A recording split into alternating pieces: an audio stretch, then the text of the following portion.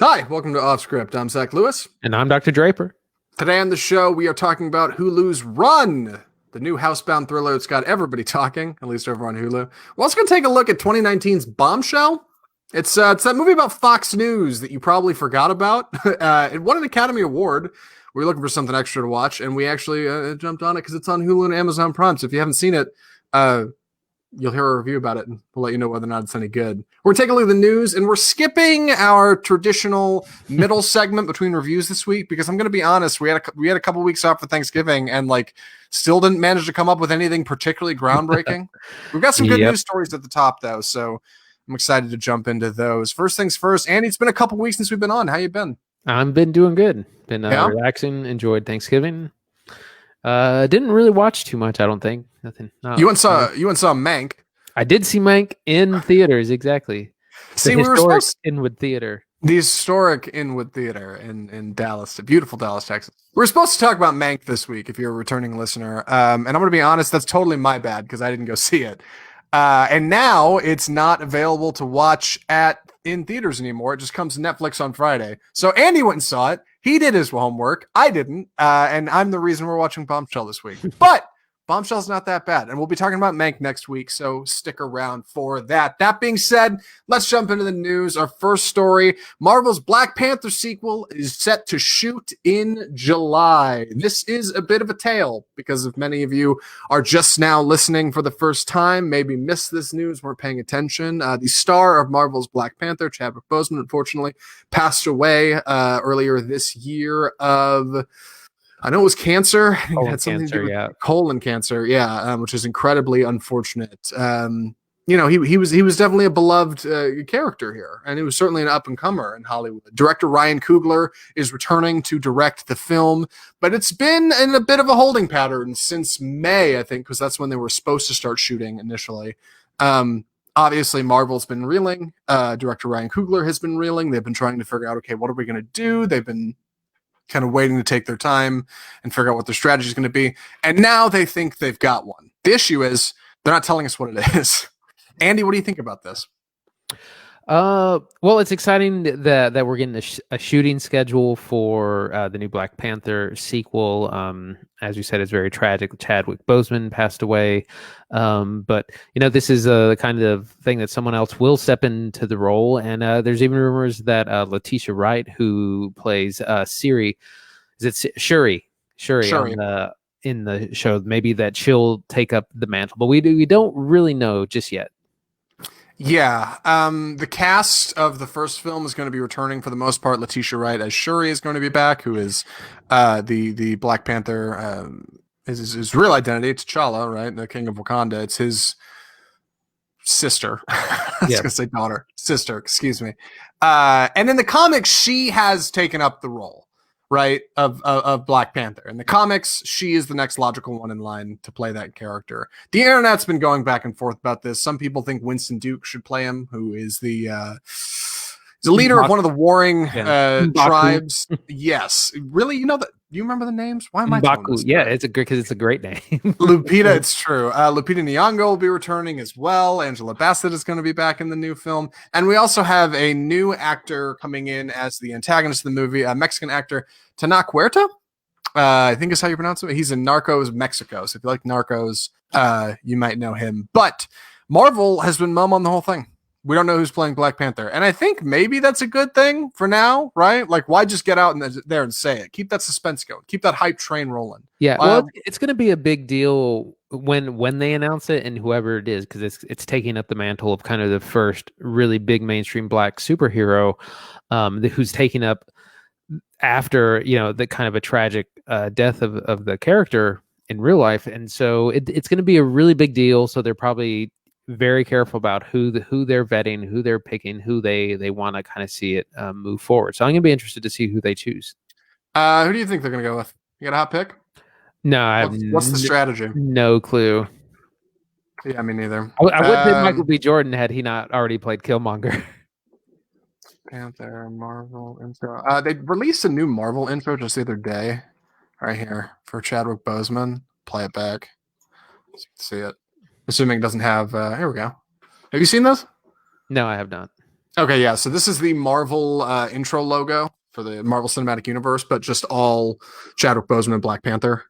I don't know if Yeah. they're going to run this in front of Black Panther 2 or anything, but I mean, this isn't a fan thing. Like, this took some work. Like, somebody had to go in and remake this. So, certainly a fitting tribute to come with the news. We'll see. My hot pick is they throw it to Shuri. That's the way to go. I mean, if you're looking to kind of flip the script on how people perceive, oh gosh, now we get some behind the scenes stuff. Flip the script on how people perceive superheroes, and you want to start putting females in more prominent roles, like they're doing with Natalie Portman in Thor 4: Love and Thunder. She's going to be the new Thor. There is no better avenue to have a woman take up the mantle of a previously male superhero than this one. This is the best one ever. Like, it fits. She takes it up in the comics. She's a passionate character. People liked her in the movie. It's a fitting tribute to Chadwick Boseman, I think. Like, that's my hot pick. Don't just recast him with like another dude or something. Like, be smart about this. I think there's a path forward. I really do. But still tough news regardless. Our next story, Mads Mikkelsen is replacing Johnny Depp as Grindelwald in Fantastic Beasts 3. Johnny Depp was recently ousted from the role. This was news just a couple weeks ago when we did the show. And now Mads Mikkelsen of Hannibal fame is swooping in to take up the role of the main antagonist in the new Harry Potter films. Andy, any thoughts on this? I think this is a really good pick. We were kind of brainstorming of who should be it. We thought maybe to go back to Colin Farrell, but Mads Mikkelsen is a great actor, and he's done bad guys before, so I think he'll really kind of take up the role well. I hope they don't make him look as ridiculous as Johnny Depp. Like, everyone else in the movie looks pretty normal, and then Johnny Depp, like the way they styled Grindelwald is just like so bizarre, just out of no. He's the only character that looks this absurd. Yeah, nobody in the world looks like that. And I get he's supposed to look like otherworldly because he's like a wizard, but like he would also have to have like a generous helping of Pantene Pro V in his hair, like to make that a possibility. Like, he doesn't look like a rugged, on the run criminal mastermind wizard. He looks like a freaking supermodel gone rogue. So I think Mads Mikkelsen's a good pick. It's some weird news regardless, right? Depp reportedly shot like one scene in the new film, and then they paid out his contract and he's out, and now they're bringing Mads Mikkelsen in. I don't think it's too much of a stretch to change his identity. They did it at the end of Fantastic Beasts 1, right? Colin Farrell turns out to be Johnny Depp the whole time, I guess. So they'll probably just do the same kind of switcheroo, right? Oh, he was in disguise. This is his real form. I think they'll just ignore it, like he's been in the role the whole time. I think they want to try to make it feel as natural as possible. And like I said, he's so good. And like, I always think of him best as Le Chiffre in Casino Royale. But he's done lots of roles, both as hero and villain. He's just a fantastic actor, and I think that's a really good choice. Yes. Fantastic Beasts 3 is set to premiere in theaters in July of 2022. So either way, it's going to be a bit of a wait. Stay tuned off script for more on Fantastic Beasts 3, I guess. Our next story, Peter Dinklage is going to be starring in Legendary's Toxic Avenger reboot. Boy, the Toxic Avenger. What do you know about this character, Andy? So the Toxic Avenger, it was kind of a B film that was made in the early 80s, and it kind of developed this cult following, and eventually turned into like a comic book, a series, maybe a video game even. So it's just like this campy horror thing about this guy gets thrown into toxic waste and comes out, and he's like a superhero. He's an environmentalist essentially, and so Peter Dinklage is, well, we can't assume, they didn't say he's playing the Toxic Avenger. He's just going to star in the movie. So I assume it's going to be him, but I could be wrong. Yeah. If you're watching live on Facebook, I'm playing back the Toxic Avenger trailer right now in like glorious 4P. This is the worst resolution video I've ever seen in my whole life. I've never seen Toxic Avenger. It's interesting. Go ahead. I saw it as a kid at some point, or saw parts of it, because it spawned several sequels as well. So I've seen some of it, and I think it is like kind of gruesome as well. Like, it's big on the body horror. Yeah, I haven't seen it in probably 25 years. It's big like gore exploitation, and it's a trauma film, which is like that was kind of their whole thing. I mean, it was like absurdist stuff and goofy stoner comedy bullshit, and like that's kind of their scene. So, oh good God, I'm turning this off. Good Lord. Yeah, Yeah, before okay, we hold get on. Whoa, how is that on YouTube? Yeah, okay. So I don't know. I'm surprised Dinklage is taking the role. Honestly, like I think he's said before in interviews, he's really trying to take like roles that are kind of groundbreaking, especially for an actor of his. What's the term I'm looking for here? Uh, just of his capabilities. yeah, you know what I mean. Yeah, he did. I Um, mean, he's known of as his for more. caliber, of his God. Okay, there's a word I'm looking for, and it makes me sound like a bad person. I don't mean for it to.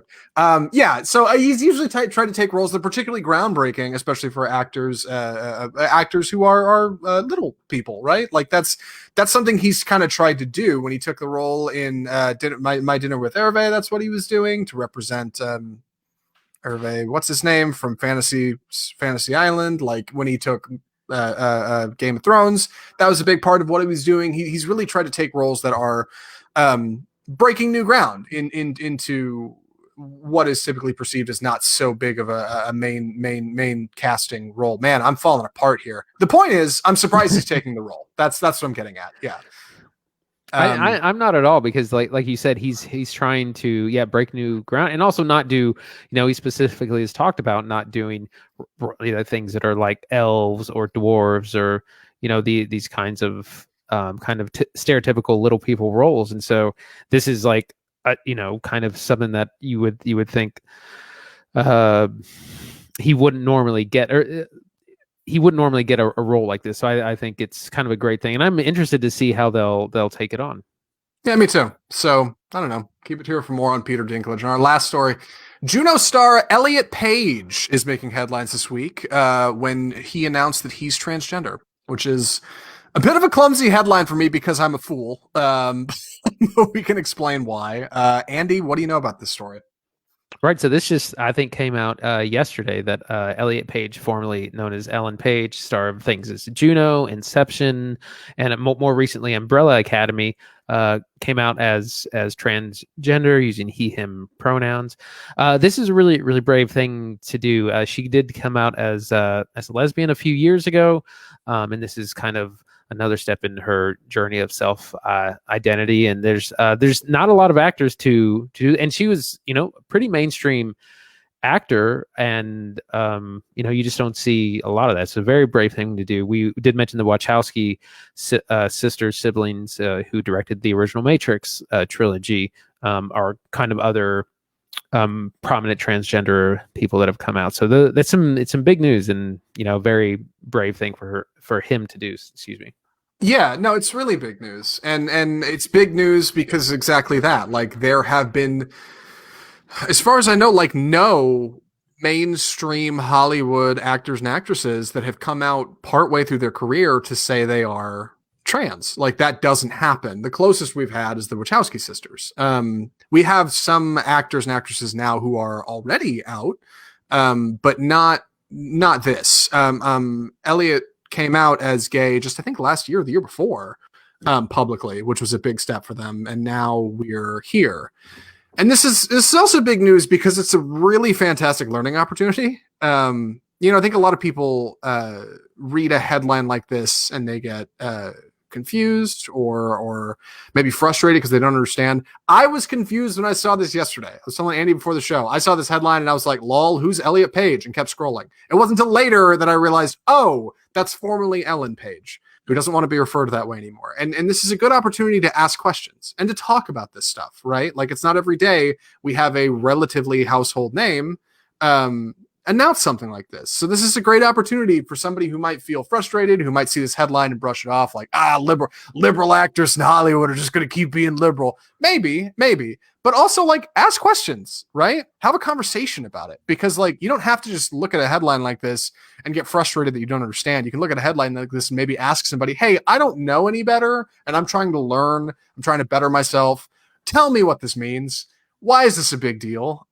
It's worth mentioning at the very least. I think that's why I wanted to talk about it on the show so bad. So Yeah. Well, and I'm interested to see what this will mean for his career. What this will mean for his career. It's going to be very different. It's like we said, formerly known as Ellen Page, playing female roles, love interest, these kind of very feminine roles, and it's going to be very different now. And it's I'm interested because, like I said, it's one thing to come out, and that's a very brave thing to do. But then, like, how will Hollywood actually treat him after coming out? And I'm interested to see how people actually treat her in the business, because it's easy to kind of be supportive, say you're supportive, and then not actually stand behind it through. Yeah. No, 100%, especially in Hollywood. It's easy to say one thing like in front of the cameras and then act differently behind the scenes. That's kind of the whole game. I did think of that story probably a year or two ago when Scarlett Johansson was going to be playing a transgender character in a film. And the internet found out and flipped out. And she ended up stepping away from the role because a lot of people felt like, hey, there aren't a lot of opportunities for trans actors in Hollywood. So maybe you should be kind of devoting more trans roles to them. To people who are actually trans. And then Kate Blanchett came out and said, well, I'm an actor and damn it, I act. And if I'm acting like somebody else, what's the difference if they're trans or not? That's acting. And people have been split on the whole thing. Just last week, Kristen Stewart had comments about it because Kristen Stewart is an out gay actor. So that was a thing. She was like, well, here's kind of what I think. So now it's time for Hollywood to put their money where their mouth is, right? Like if that's the direction we're going, if we feel like trans actors and actresses should play trans roles, here's a great opportunity. And you can look at actors and actresses like Laverne Cox, right, from Orange is the New Black, who's had like incredible success in television and streaming, like working roles, and I think a few small film roles as well. So there's like potential. I think there's absolutely potential for like some star performances with news like this. This is exciting. This is new. This is a new perspective, and perspectives are important. So, yeah. We'll stand by and see what happens. Yeah, definitely. And somebody, if somebody asks you about it or comments, like try to educate and be chill, right? I read this headline yesterday and I ended up kicking myself. Like, why didn't I know better? Like, people got to figure it out. It's hard to keep up with the times. All right. So take it easy on folks. This is good news for everybody. I promise. And with that, we are through the news. We should move on to our first official review. I'm excited to talk about this. Andy's excited to talk about it. He's going to be taking the summary on this. So without further ado, Andy, please take it away. Run. So this is a new horror thriller now streaming on Hulu. This was supposed to come out back in May, but because theaters were closed, it was sold to Hulu. This came out a week or two ago, and the story stars Sarah Paulson as this very devoted mother to her daughter who has disabilities, played by Kira Allen. She has several severe ailments. She's wheelchair bound. She has diabetes. She has a skin disorder. There's a couple of things. She like takes a bunch of meds, and Sarah Paulson is the uber devoted mother. She grows a garden, so she has fresh vegetables. All her meals are like vegetarian and incredibly healthy. She makes sure she gets all of her doctor's appointments, sorts out all of her medicine. She homeschools her, and Chloe is the played by Kira Allen. Chloe Sherman is a senior. She's going to be going off to school soon, and she's really excited because she's kind of just been homebound, and she doesn't even have like access to internet, or she doesn't have a smartphone. So she's really kind of excited to go away. And then one day she discovers that, some of the medicine she's getting may not actually be what it's supposed to. And she starts to suspect, her mother, her caretaker, that maybe things aren't always as they seem. And I really like this movie. It really grabbed me right from the beginning. It's a smart thriller. It kind of gets a little bit more unbelievable in the second half, but the first half really grabbed me. And Kira Allen, who is actually an actress with disabilities, has played the role of Chloe Sherman. They specifically wanted an actress who used a wheelchair or uses a wheelchair regularly. They didn't want an an actor acting like they were in a wheelchair, and it makes a big difference. So, and I was really glad to kind of read about that. And she really nails this role. It is very physical. She's actually out of the wheelchair quite a bit and has to kind of crawl and pull herself a lot, which was really physically demanding. So anyways, I really enjoyed this, and there's a lot we can talk about. Zach, what'd you think? So I tried to go into this movie with mild expectations. There's a chance you may think this movie is what I thought it was, right? Because it follows along some similar lines. There's a movie called Mommy, Dead, and Dearest that tells the story of Dee Dee Blanchard, which is a documentary. It was actually fictionalized in a short Hulu series, which is why this being on Hulu has similarities to it.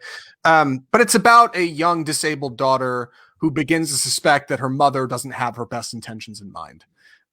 This is about fundamentally the same thing. It's a different story. It's its own thing, but it happens to have enough in line that you may confuse it as being the same thing. It's not. And so that was kind of what I expected this to be going in. Andy told me, no, it's not that story. This is different. So I tried to go in with kind of the best of intentions. Sarah Paulson, I think, is a really, really fantastic horror actress. I wish she got more work. And well, I feel like she does. I feel like she's like America's horror mom. She's in. I know, but everything. she doesn't ever like. It never like breaks the surface. Like the biggest thing she's done is like American Horror Story. She was brilliant in Split, and she was fantastic. Like, oh my god, she was great. Or Glass, I'm sorry, is what she was in. She wasn't in Split. She was great in that movie. It was a very small part. She was fantastic. She's got this haunting face and these big wide eyes, and like, oh, she's great. And she really is kind of our star throughout this film, our star actress, I should say. Everybody else is relatively unknowns. My point is, what did I think of this movie? It's all right, is what I thought. It's got some problems. It's also very well directed. So I'm kind of split on it a little bit. I want to talk about what works because there's some really great tension and suspense in this film. There's some really good stuff. Also, I want to talk about what doesn't work, which I felt landed on more of the script and kind of the core writing. But performances and everything I think were really outstanding. So let's talk about it. Yeah. Like we said, Sarah Paulson is America's horror mother. She's spent 10 seasons on American Horror Story, some smaller horror roles, and also she's in Netflix's Ratched about Nurse Ratched from One Flew Over the Cuckoo's Nest. So she like you said, she's got that look, and part a little bit more of the story is that Chloe begins to suspect that her mother may not actually be her mother, or that she needs to get away and maybe find some second opinions or get some help. And that's why it's called Run, because she needs to try to get away, but she's also in a wheelchair, and like she's on the second floor. And for specific reasons. And like you said, Chloe Sherman has to also carry the role very heavily. A lot of physicality, a lot of having to like pull herself in and out of her wheelchair, or have to. And this is where you see that someone that is a regular wheelchair user does this so much better than an actor trying to do it, because she just like whips around her wheelchair all the time. Like she's very handy with it. It's clearly she spent thousands of hours in it. Yeah, man. Regarding performances, oh god, you just said her name.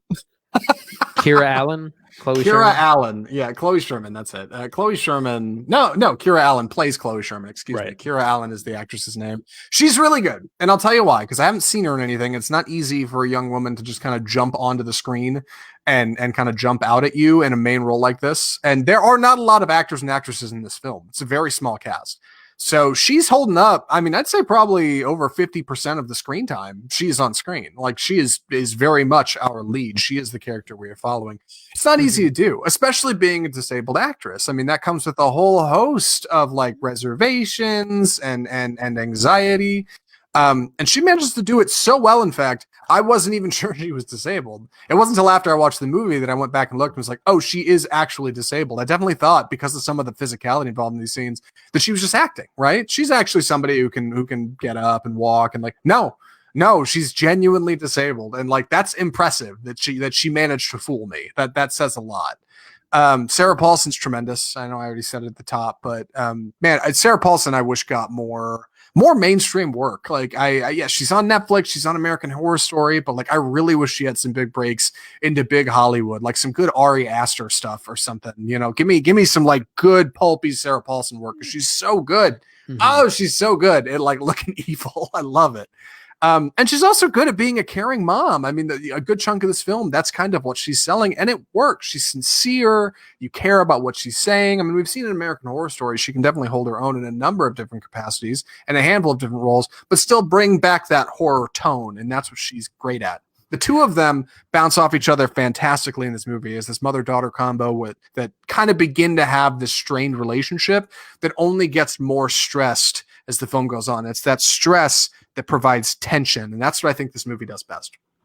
Yeah, the especially in the first half, the tension really ramps up. Like I said, there's this question about the medication that takes a lot of investigation to kind of figure out, and then there's a lot of tension right at the beginning. The second half, I feel, starts to, like, you start having to suspend belief quite a bit as it goes on, but I feel like the first half is really solid.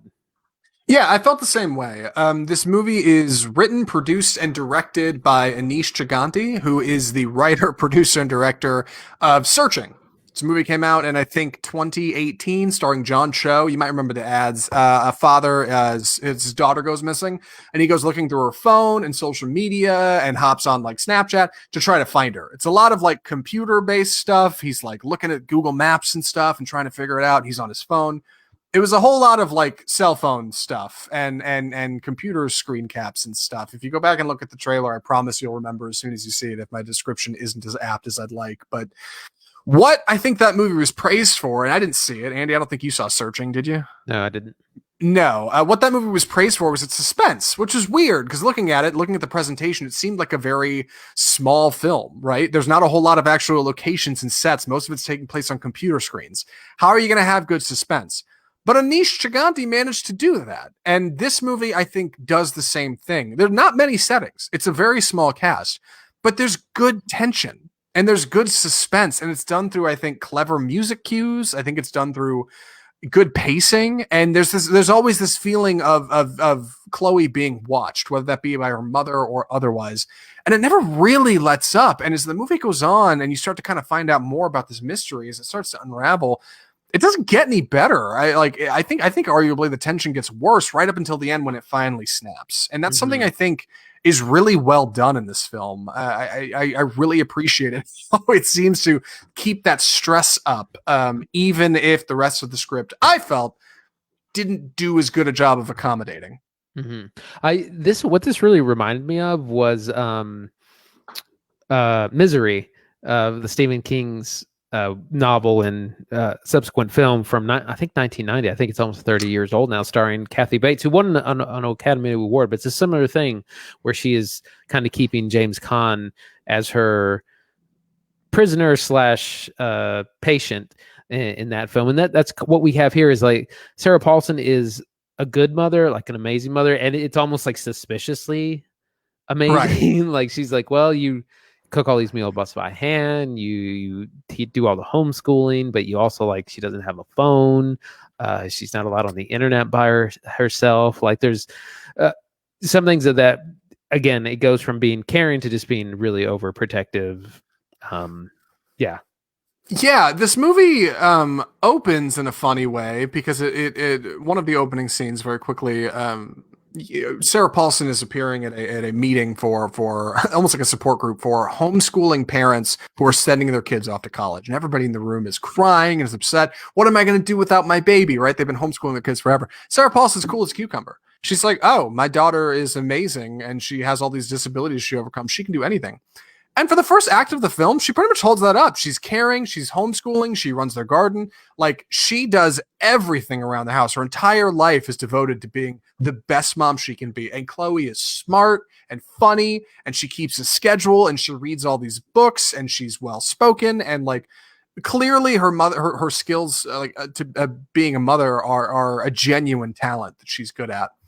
And then as you start to get into the film and you start to find out, hey, maybe the truth isn't exactly what we think. Maybe something's a little off here. Like, it starts to get sinister. And like that turn is really, really interesting. It felt a little clumsy, in my opinion. It does feel like far too quickly that happens.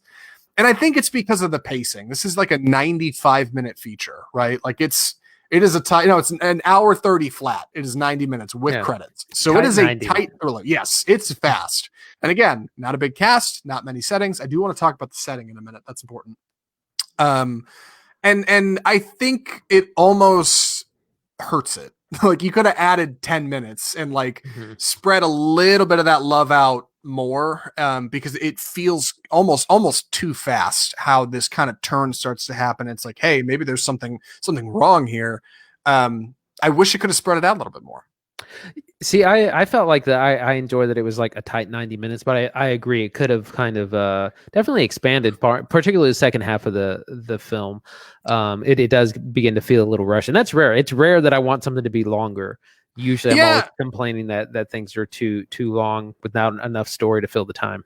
So I looked up a little IMDb trivia about this movie, and I've got a couple things. One, about your Kathy Bates reference. This movie actually features a couple of different references to Stephen King. One of which, kind of the large one in regards to Kathy Bates, the pharmacist character in this film that Chloe approaches at one point to ask some questions to. Her name in the film is Kathy Bates. Oh wow! Clever, kind of cheeky, like, hey, yeah. And there's a couple other Stephen King references in here, so you're definitely on the nose. It seems like they knew that as well, very much so.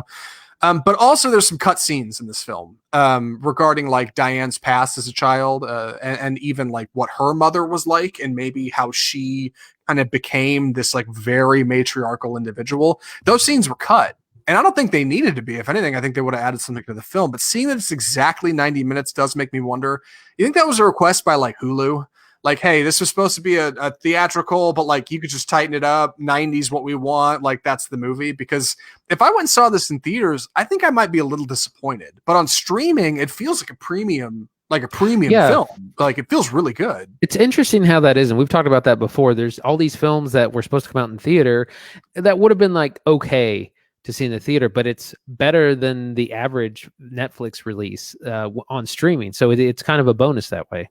Yeah, and I think this movie, I don't want to say suffers from it, but like, again, you almost could have dragged it out a little bit, because if I went and saw this in theaters and it hits credits at like 84 minutes, I'd be like, what the hell? Like, this is over already? Yeah, like theatrical films are traditionally longer than 90. That's typically feature length, right? 90 plus, not 90 exactly. So that's kind of strange. But I do want to talk about the setting for a moment. Most of the film takes place at this house, which is in like New England, right? It's kind of vague where exactly. I don't think I say exactly where it is. Somewhere cold. It is an old house. It's far too big for these two girls. It has an upstairs and a downstairs, both of which Chloe can't access. Well, she can't access the upstairs with a chairlift, like on the stairs, but it has a basement as well, which she cannot get into. And that's good stuff. That's really good stuff because throughout the film, we've got our mom mostly living on the bottom floor, right? That's where Chloe's at during the day. The garden's outside. The postman rolls up. Hey, Chloe, how's it going? It's a very like Americana kind of thing. She goes upstairs, a little bit of privacy, but for the most part, you know what's going on. The family computer is downstairs, right? Chloe does not have access to internet traditionally. She also does not have a phone, which is explained very early in the film through a quick piece of dialogue. Doesn't overstay its welcome. But the basement is good stuff because just about halfway into the first act, we get mom sliding down to the dark basement. And she's down there doing stuff, but we don't really know what. She's not telling Chloe. And like, it sets up a great piece of physical setting to manifest kind of the mystery. And it's really effective because when Chloe finally starts to work her way down there, like, hey, I need to go see what's going on in the basement, even though there's no chairlift, you get some good tension because you want to know what's going on down there too. The movie holds it up for the entire film. It's small, but it's effective. And I think that's one of the things the movie does well. And I think the house is a great medium for that kind of visual storytelling.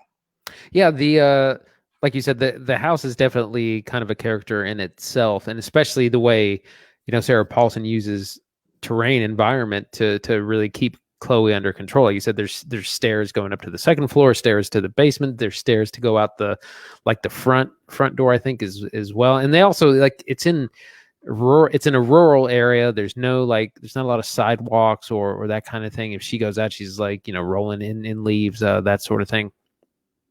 So that like I said, it's there on purpose. It's there to try and keep her homebound. Mm-hmm. So overall, I think I to kind of summarize, I think I really enjoyed what this movie was doing, but The one thing I think it did need some work on is just kind of the general script. Like I said, I thought I had seen this story before. Like I just assumed looking at the trailer, I knew what this was about. And I think it's just because it's a little too close to reality. Not everybody has seen Mommy Dead and Dearest. Not everybody has heard the story of Dee Dee Blanchard, but like, if you have, you might just brush this off as something you've already seen. And I wish it had done a little bit more to kind of stand out, at least in its advertising, to make me think it was different, because fundamentally it is. But in a 90-minute feature, you don't have a whole lot of time to branch out and do your own thing. And I think by default, telling a tight story leads to a lot of the same typical variants you would expect of the story of Dee Dee Blanchard, and that was frustrating to me. It just kind of hits some of the same beats, and I kept waiting for it to turn real hard, take a real hard left, right? Why do we have a movie about a wheelchair-bound girl called Run, which is very much an activity she cannot do? And I kept waiting. I was like, where's the twist? Where's the Shyamalan like hit? And it like kind of comes, but like it's not. I mean, I was somehow underhyped and at the same time too hyped, and I missed the mark completely. Did that happen to you? Am I crazy? No, I mean the trailer kind of gives away where the film is going. We kind of know where it's headed from the beginning. Like I said, the second half gets more sloppy, and this is where I don't think length would have helped it. While it would have helped develop our characters a little bit more, there's some situations where you have to kind of like just suspend a lot of disbelief about kind of how these things are coming about. Mm-hmm. Yeah. I wish the third act had felt as rounded out as the first. I feel like the third act just kind of comes at you fast. A lot. Yeah. It's a shame. Yeah. Because I think that's, when your characters are at their weakest, that's the biggest opportunity for them to rally and overcome adversity. That's the hero's journey. And like, I wish they'd have had a little bit more of an opportunity. It kind of just comes at you fast. The first act is good stuff. It's great build up. The second act is good suspense. We're kind of uncovering the mystery of the third act. I guess you're going to have to watch it and find out for yourself. But Andy, any other thoughts on this one before I move on to recommendations? I'm ready. Andy, would you recommend Hulu's Run?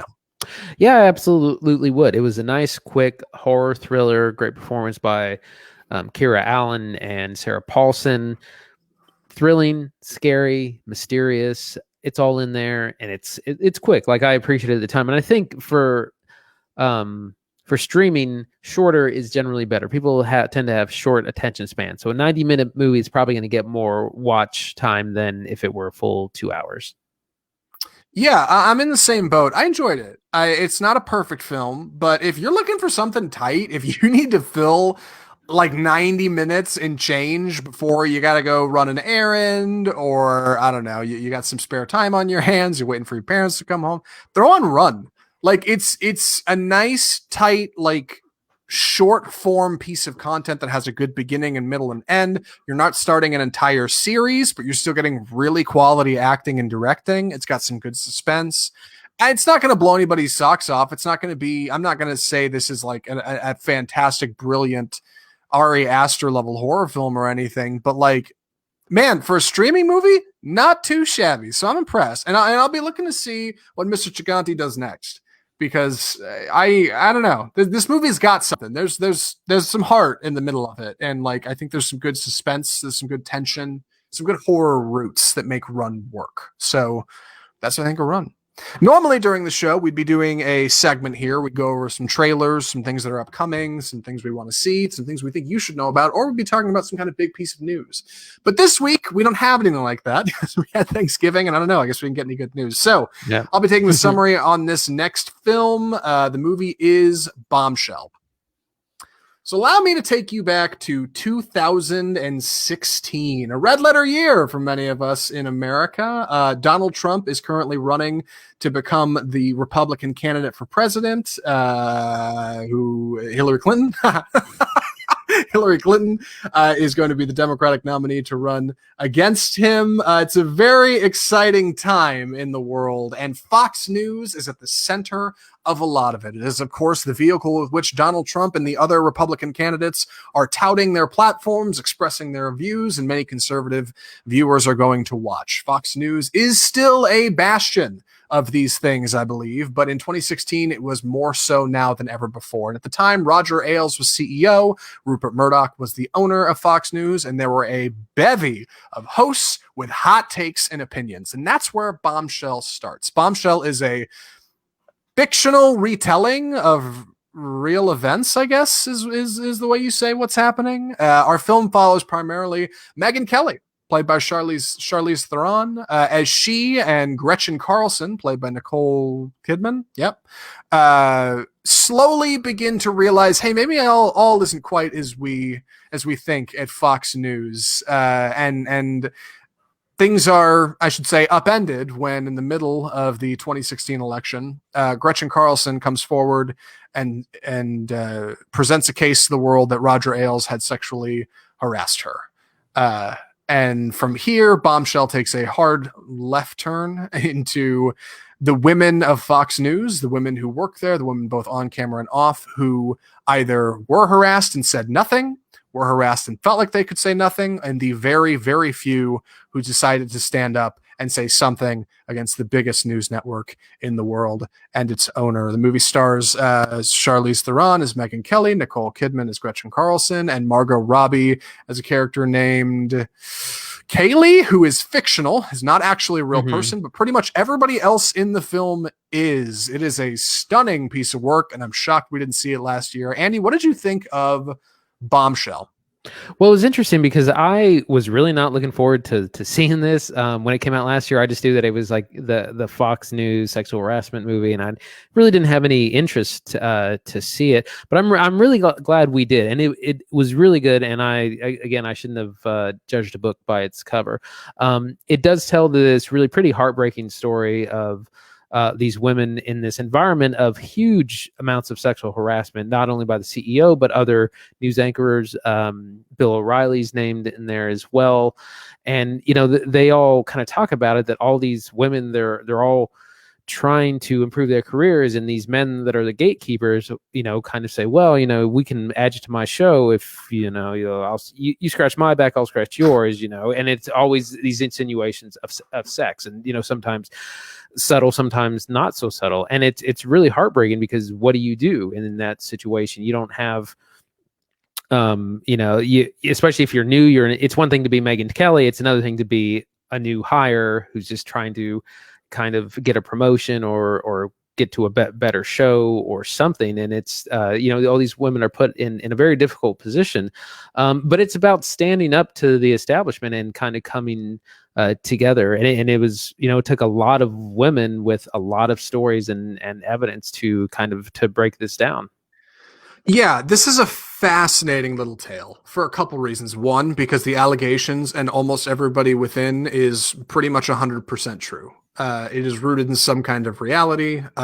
Even those of you who might say, well, they were allegations, they were never proved to be true. No, but the settlement at the end of it's true. The legal information presented is true. The people in it are real people, and have many of which have voiced their opinions on the film since it came out, which is crazy. We got a little bit more about that at the end of this review, so stay tuned. Also, what's wild about this is the headquarters of Fox News are notoriously difficult to get into.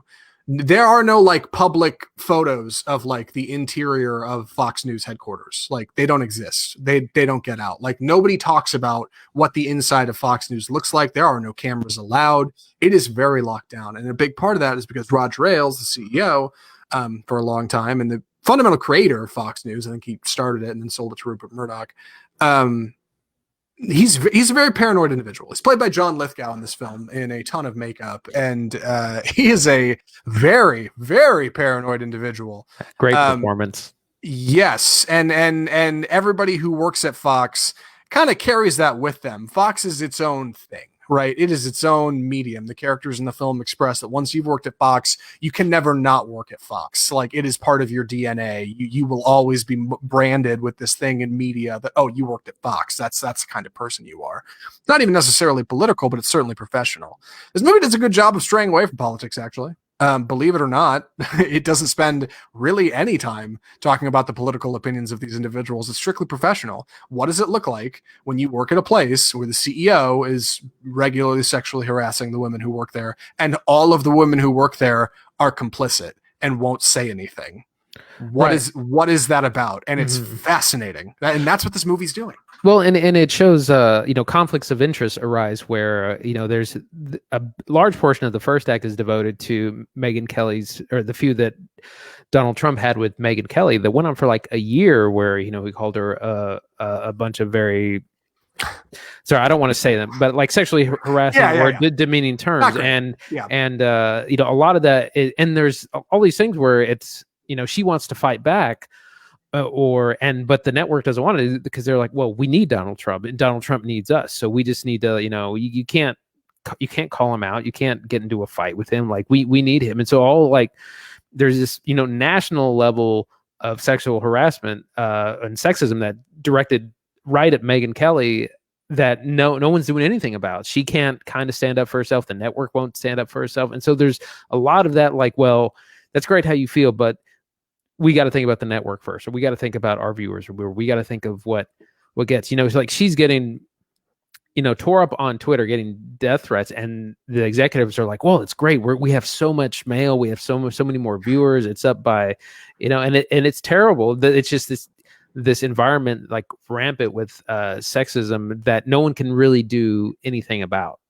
Yeah. And it creates a fascinating tale for a film, one that I have not seen before. I'm sure Andy probably hasn't either. Like I've never seen anything quite like this. So let's jump into the film proper. The first act, like you said, is Megyn Kelly and Donald Trump sparring ahead of the 2016 election. For those of you that don't remember, Megyn Kelly was a moderator of one of the presidential debates. And during one of those debates, she asked Donald Trump about some of his previous tweets about women. Specifically things that were particularly effacing about women. And he had some goofy answer about how, oh, no, I just said that about Rosie O'Donnell. You might remember now, if you know what I'm talking about. That turned into a story for like a year. And that's handled in this film. This film does jump. It takes place over the course of about 2 years, I think. And so you get little kind of jumps in time where the date will pop up on screen. Here's what's going on. Megyn Kelly goes on vacation after because CEO Roger Ailes, who she is self-proclaimed to be good friends with, is like, you need to take off. Our viewers love Donald Trump, but I'm here for you, and that's the deal. Well, it turns out maybe not so much.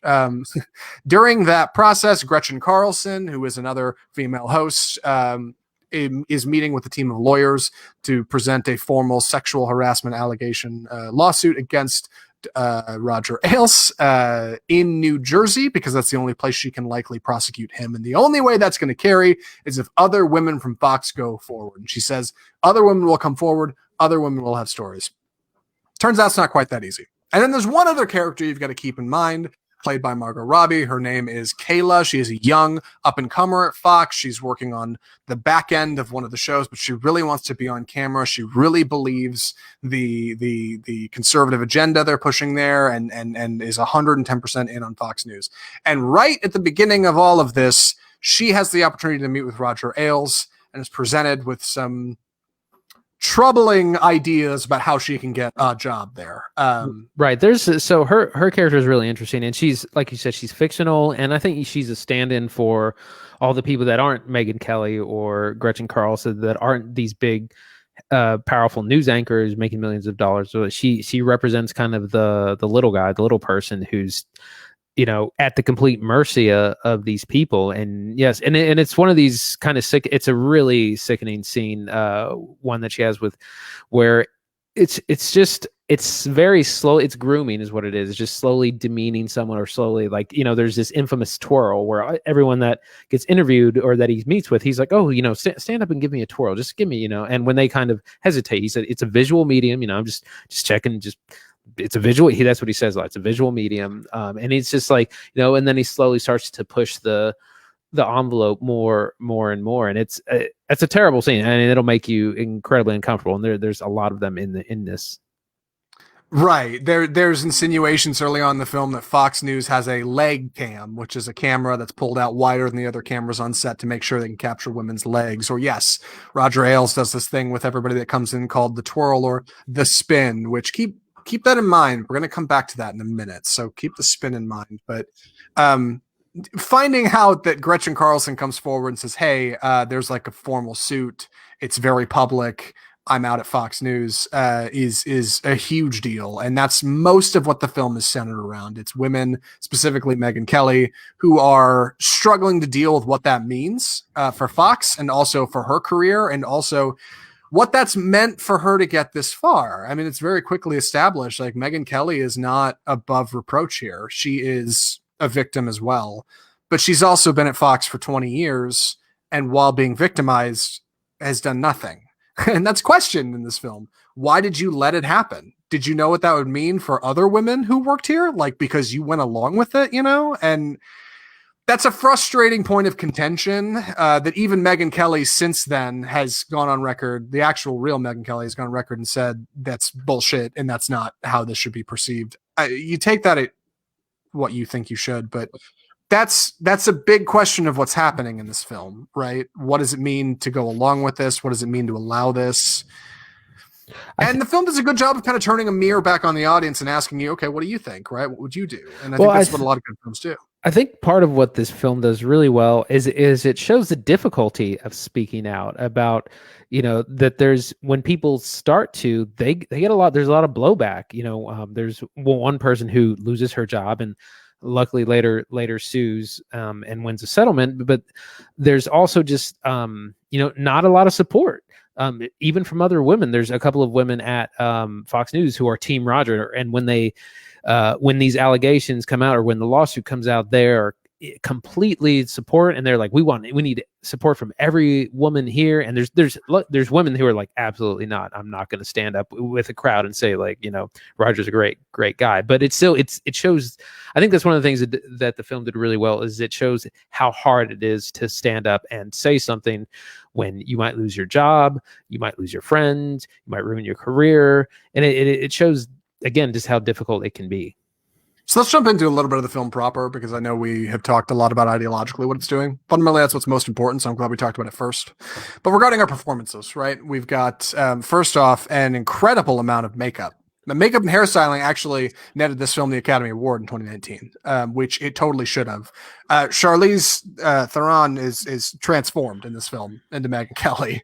She's doing a deeper voice, which is pretty convincing. She has some makeup on and some prosthesis that totally sell it. She looks like Megyn Kelly. Megyn Kelly has said since, it was weird to watch the movie because she looks like me. Nicole Kidman doesn't get too much done. She just has a little bit taken off her nose, I think, to make her look like Gretchen Carlson. But again, pretty effective.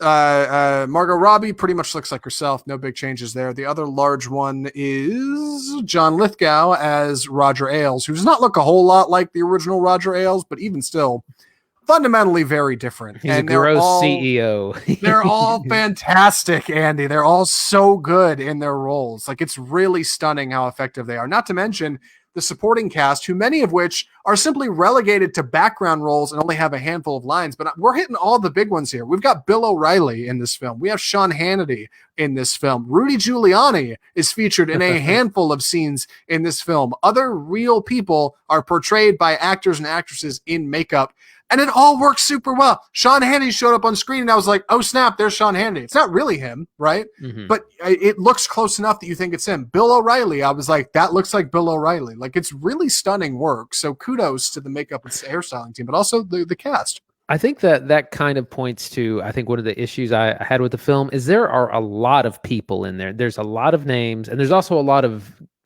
jumping back and forth in timeline. There's a lot of things happening in 2016, things happening in 2007, things happening after the election, the 2016 election. And it begins to be kind of a little bit hard to follow just because there's so many people. And luckily there's titles that pop up, that are captions for you to see, like the year and the name, and it's still quite a lot.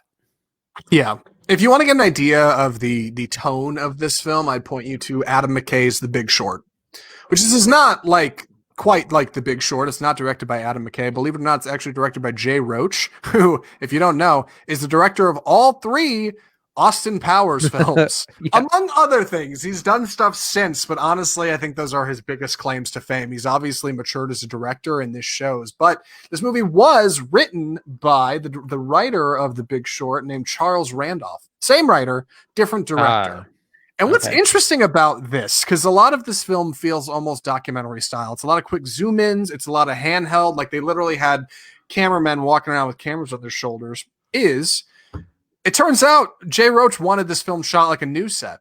So in every scene they were filming, they usually had 2 to 3 cameras roaming around like it was a live action news scene. Mm-hmm. Like it was something on the street, like literal cameramen walking around getting footage. And that's how they put this film together. They had their actors kind of walk through and do their staging. They did their scenes and they had multiple cameras on them at once, which is how they're able to cut back and forth and kind of get these more captivating angles. And it works really well. It's not easy to direct a film like that when you have that many cameras going with that much footage, but I think it's effective. And the editing shows. It keeps you interested. It keeps you going. The timeline's a little confusing, but honestly, it didn't slow me down. I managed to get through it regardless, so I don't even think you need to pay that much attention to it. What did you think? Mm-hmm. Yeah, like I said, that's probably one of my one gripes is just that the jumping around. Just you just got to be sure that you're following it carefully. I think one of the other kind of issues, while this is in some ways a very kind of triumphant film about like these women who are harassed and then they all sue and they come together and they have evidence, and Roger Ailes was fired and let go from Fox News, but at the same time these are all mostly like really powerful white women who were making like $10 million a year, and it's easy for someone like that to fight back and succeed. It's a lot harder for the average person. Like let's say you're 17 years old and you're working at McDonald's for the first time and you got a creepy boss. Like that's not going to be the same story for regular people. And that's kind of and it's not that story. It's not about the average Joe. It's about these big power, but it does it's leaving out a whole lot of the population. You got 3 really pretty white women as the leads. Yeah. And I love that this film kind of, in my opinion, approaches that on its face. Like I said, it doesn't really get into politics, but it also doesn't shy away from the fact that, like, just like reality, there are likely, in my opinion, I should say, there are no heroes at Fox News. Like, there are no good guys and bad guys over there. Like, everybody's got a level of kind of scummy on them. Yeah. You look at Megyn Kelly, right? Well, she was a victim. Sure. She was also complicit and let it happen for like 20 plus years.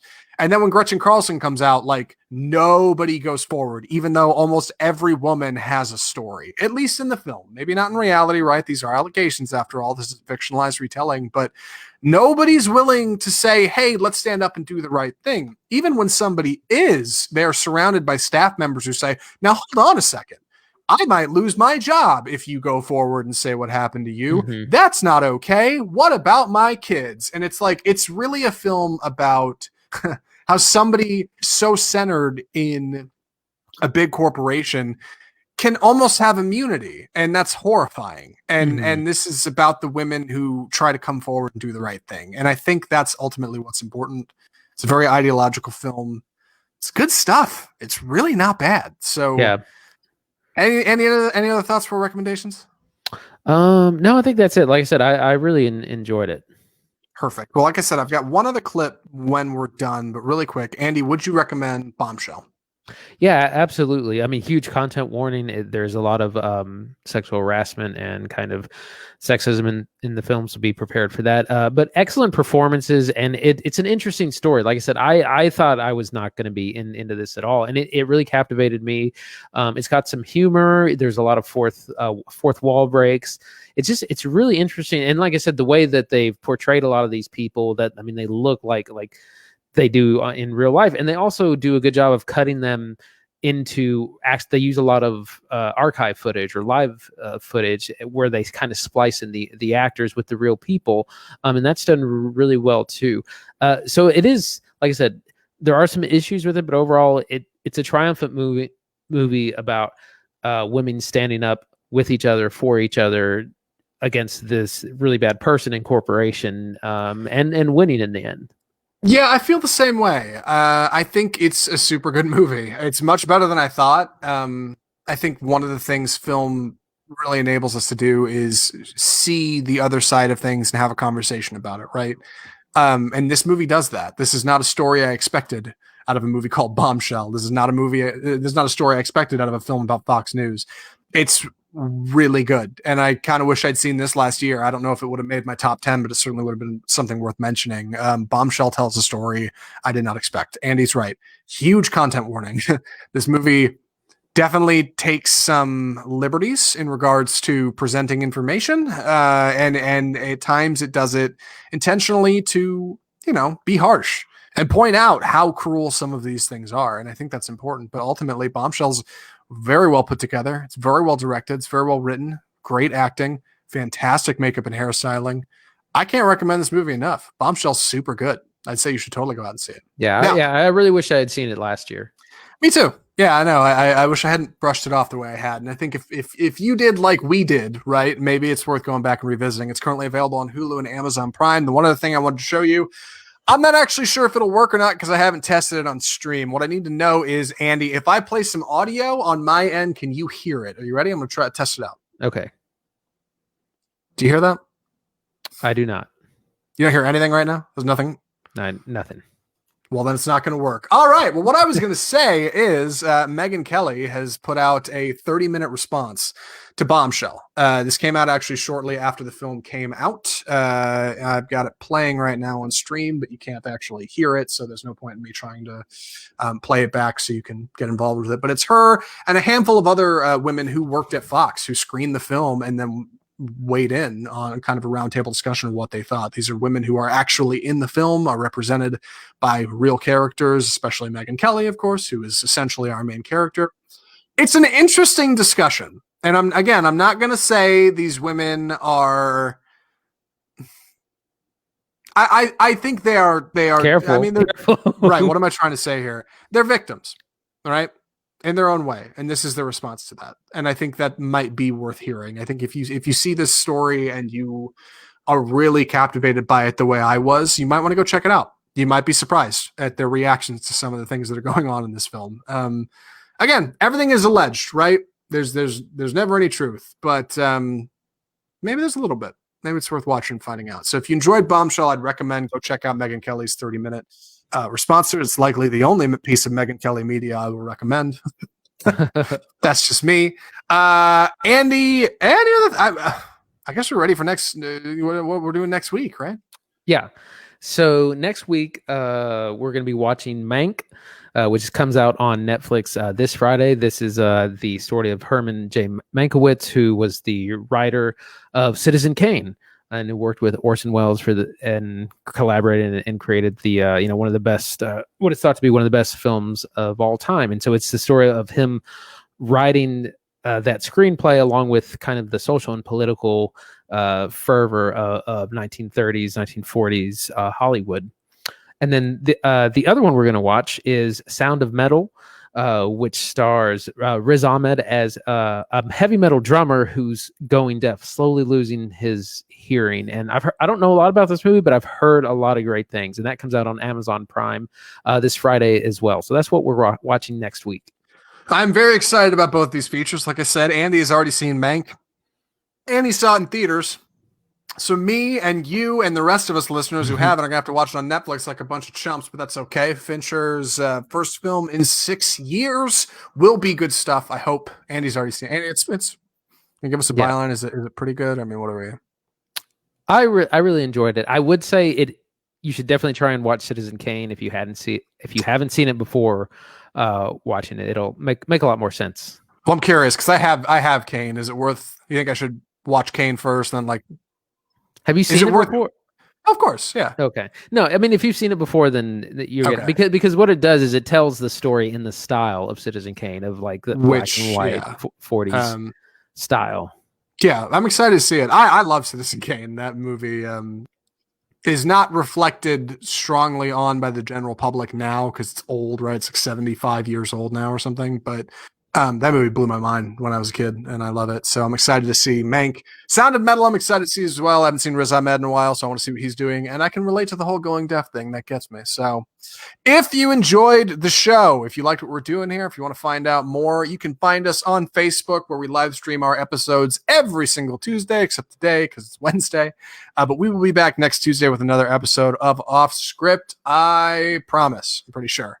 We're on YouTube where we host our live stream archives. You can go see previous episodes on there of all the reviews we've done.